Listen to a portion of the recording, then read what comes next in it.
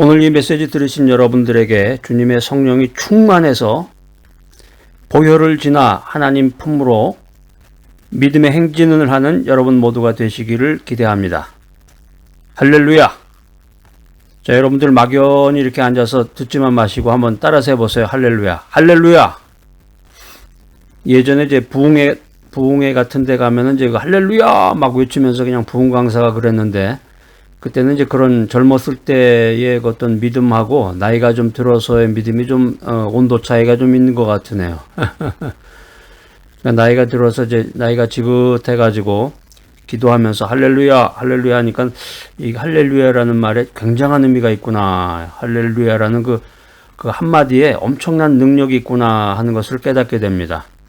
자, 여러분들도 그러시죠? 아멘 할렐루야.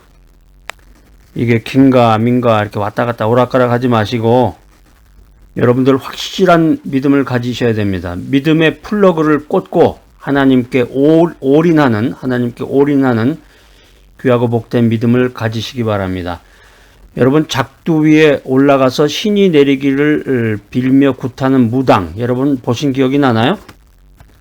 저도 어릴 적에 이걸 봤던 기억이 나요. 서울에서도 이런 무당이 굿하는 그런 것들이 많은데, 그러니까 무당이 굿을 하면은 그 값도 비싸다 그래요. 무당 굿할 때 그 내는 돈도 뭐 엄청나다 그러는데, 무당이 굿을 하면은 온 동네가 막 떠나갈 듯이 소리가 나기 때문에 어렸을 때 아마 호기심 삼아 그걸 봤던 기억이 납니다. 작두라고 여러분 아시잖아요. 시퍼런 그냥 거기에 뭐 사과나 뭐 이런 걸 위에다 올리면 쫙 하고 그게 쪼개지기도 하고 그러는데, 그 시퍼런 칼날 위에 작두 위에 올라가서 무당이 막 춤을 추는데 그 발은 이제 멀쩡해요. 그러니까 작두 위에 올라가서 신이 내리기를 빌며 굿을 하는 무당이나 하나님을 믿는 기독교인들이나, 이게 넓은 의미에서는 종교인이다 이렇게 부를 수가 있는데, 여러분 어때요? 그 무당이 굿하는 거나 하나님께 비는 거나 똑같다고 생각하십니까? 글쎄요, 그거 아닌가요? 이렇게 생각하시는 분들도 있는 것 같아요. 말은 그렇게 안 하지만 실제 생활을 그렇게 하시는 분들이 많아요. 그런데 이 둘 사이에는 엄청난 차이가 있는 거예요. 여러분, 이거 오늘 분명히 하고 여러분들 넘어가셨으면 좋겠습니다. 이 무당은 헛되고 악한 귀신을 믿는 거고, 크리스찬들은 살아계신 진리이신 하나님을 믿는 것이다. 그런데 우리가 현실적으로 냉철하게 생각해 보면은 우리가 믿는다고는 하는데, 하나님 중심으로 인생을 살아갑니다, 어쩝니다 하면서 뭐 할렐루야 하면서 기도는 하는데 이 모습을 가만히 살펴보면은 이게 과연 살아계신 하나님을 믿는 사람인가, 아니면 우상을 섬기고 죽은 신을 섬기는 사람인가, 이게 헷갈릴 때가 많아요. 살아계신 하나님께 드리는 참된 예배를 드리는 사람인가, 그 엘버트 토조, A.W. 토조가 쓴 그 예배냐 쇼냐 이런 책이 있어요.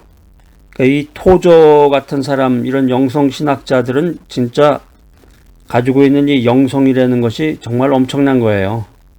여러분들 성경을 읽고 성경 말씀을 들으면서 이런 그 영성학자들이 쓴 책들도 좀 읽으면서 도전을 받으시기 바랍니다. 자, 오늘 신약 성경 마가복음에서 하나님의 말씀 찾아서 읽어보도록 하겠습니다.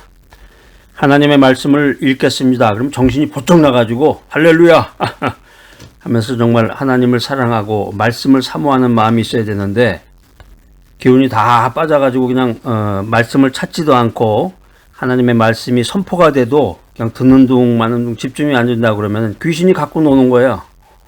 인생 살아가는데 그냥 온갖 근심 걱정 다 하면서 삶의 진정한 기쁨도 누리지 못하고 인생을 살아가는 사람들이 있습니다. 자, 오늘 마가복음 5장 25절로 34절 말씀인데, 조금 긴 말씀인데 이야기체예요. 한번 여러분 끝까지 한번 읽어보도록 하겠습니다. 자, 시작. 12해를 혈루증으로 앓는 한 여자가 있어 많은 의원에게 많은 괴로움을 받았고 있던 것도 다 허비하였으되 아무 효용이 없고 도리어 더 중하여졌던 차에 예수의 소문을 듣고 무리 가운데 섞여 뒤로 와서 그의 옷에 손을 대니 이는 내가 그의 옷에만 손을 대어도 구원을 얻으리라 함일러라. 이에 그의 혈루 근원이 곧 마름에 병이 나은 줄을 몸에 깨달음이니라. 예수께서 그 능력이 자기에게서 나간 줄을 곧 스스로 아시고 무리 가운데서 돌이켜 말씀하시되 누가 내 옷에 손을 대었느냐 하시니 제자들이 여짜오되 무리가 에워싸 미는 것을 보시며 누가 내게 손을 대었느냐 물으시나이까 하되 예수께서 이 일 행한 여자를 보려고 둘러보시니 여자가 제게 이루어진 일을 알고 두려워하여 떨며 와서 그 앞에 엎드려 모든 사실을 여짜온대 예수께서 가라사대 따라 내 믿음이 너를 구원하였으니 평안히 가라 내 병에서 놓여 건강할지어다. 아멘 할렐루야. 아주 특이한 사건이고 예수님의 행적, 예수님의 기적의 그런 순간을 우리가 이제 성경 말씀을 통해서 접하게 되었습니다. 신약 성경 앞부분이 이제 그 사복음서라고 그러는데 마태, 마가, 누가, 요한복음. 이제 순서상으로는 두 번째죠. 마태복음, 마가복음 이렇게 되어 있는데 많은 성경학자들은 이 마태복음이 순서상으로는 성경책상으로는 두 번째인데 사복음서 중에서 가장 초기에 기록이 되었다 이렇게 말하고 있습니다. 이 마가복음이 로마의 한 그 지도자에게 보낸 글인데 이 마가복음은 한마디로 얘기하면 그 예수님의 그 사역에 대해서 아주 단순하고 명료하게 기록해 놓은 성경책입니다. 이 마가복음을 보낸 그 이 대상이 이방인 독자들이에요. 이방인들이 보라고 이 성경책을 마가복음을 쓴 거기 때문에 이 로마에 있는 독자들을 위해서 이 글을 썼는데 이방인에게는 그 필요가 없는 족보라든가 이스라엘 족보라든가 뭐 산상수훈이라든가 유대 종파에 대한 어떤 그런 현란한 그런 이론들이 없어요. 그러니까 한마디로 얘기하면 읽기가 쉬워요.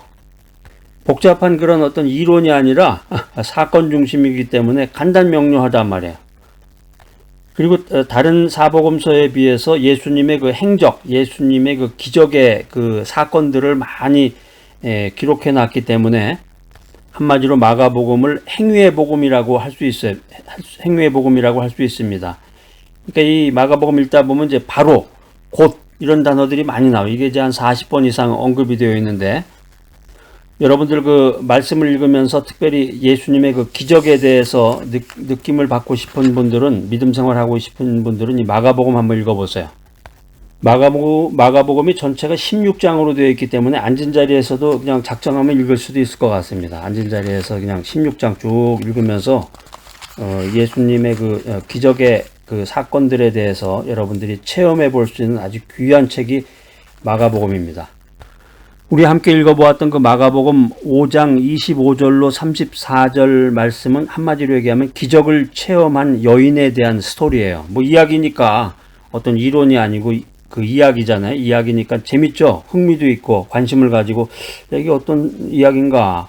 기적을 체험한 여인에 대한 이야기인데 이 여인이 이제 혈루증으로 고생을 하고 있었다. 이제 일종의 부인병인데 고대 사회의 이제 부인병인데 이제 12년 동안 고생을 해왔다는 거죠. 근데 이게 문제가 뭐냐면 이 혈루병이라는 게 종교적으로 부정한 병이에요.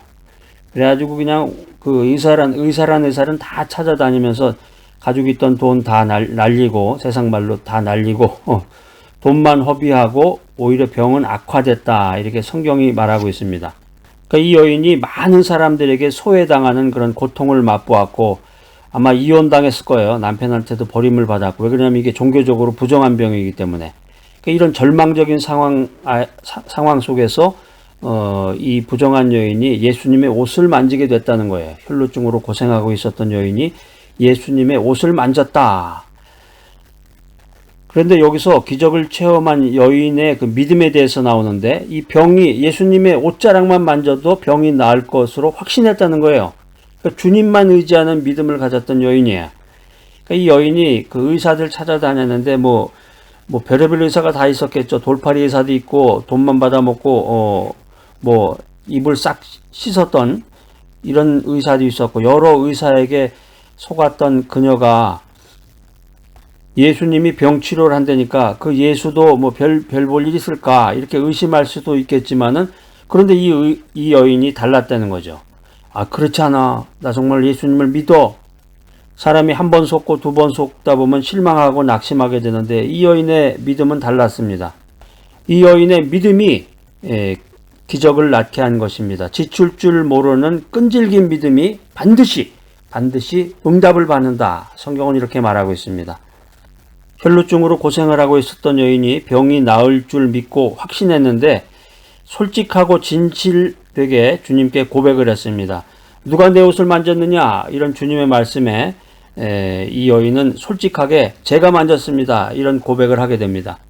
믿음 생활, 이 신앙이라고 하는 것은 언제나 이 진실을 기본으로 하는데 내 딸아 이렇게 부르시면서 주님께서 위로의 말씀을 해주시고 주님께서는 그녀에게 평안을 약속하셨습니다. 우리도 믿음으로 나아갈 때, 주님 앞에 나아갈 때 주님 앞에서 솔직하고 진실한 고백을 하는 성도가 되어야 되겠습니다. 진실한 믿음은 기적을 낳는 능력이 있습니다.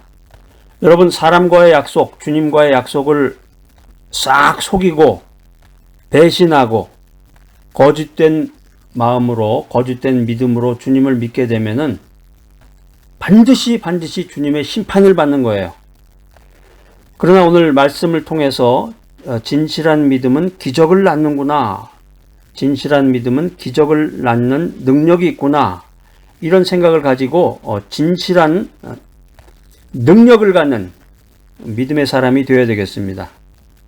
오늘 치유함을 받은 기적을 체험한 여인에 대한 이야기를 우리가 마가복음 5장에서 읽었는데 여기서 이 치유라고 하는 것은 이 건강한 육체적, 정신적 상태로 회복시키는 것을 말합니다. 나이가 많다, 신체가 불구다, 핸디캡이 있다, 이런 한계 속에서도 가능한 한 최고의 건강 상태로 회복시켜주는 것, 이것을 치유라고 하는데 주님께서 우리에게 치유자로 다가오십니다. 내가 믿음이 있느냐? 우리의 믿음을 보시고 우리를 치유해 주시는 그 주님을 확실히 믿어야 되겠습니다.